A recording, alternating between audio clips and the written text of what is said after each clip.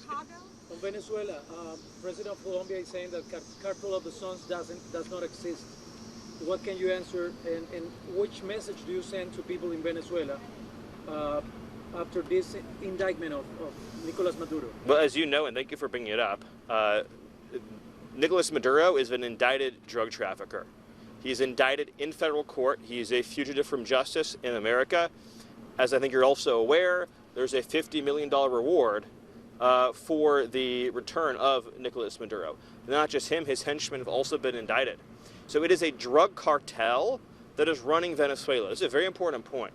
It is not a government, it is a drug cartel, a narco-trafficking organization that is running Venezuela. And this has been documented in federal court, and indictments have been secured. The people of Venezuela have been suffering and struggling under the reality of a nation that is so rich in resources, so rich in reserves, that is run by Maduro, the head of the cartel that you referenced, the Cartel de los Sols.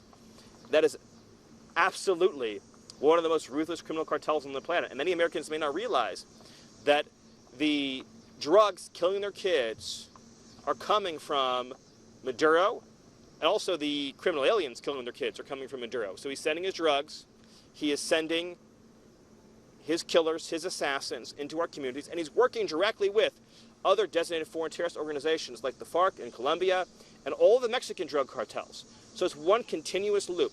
And for decades and for years, for generations, we used our military to engage in action against terrorists in the Middle East and in Africa, while leaving unharmed the terrorists in our own hemisphere who are responsible for so much more American deaths, so many more American deaths, who have spilled so much blood across the Western Hemisphere, who have bereaved so many parents and families, and who have contributed to such a horrific cycle and just nonstop, relentless surge of violence in our cities. Every major city in America is suffering from cartel violence. Even the U.S.-based gangs are working directly with these cartels. The drugs, the guns, the weapons, the cash, the organization. We've been occupied by cartels for far too long. President Trump is finally allowing and directing the United States military to use its authorities under the Constitution to defend America from the terrorist organizations that have run free for too long in our own hemisphere. Thank you all. Thank you for the question.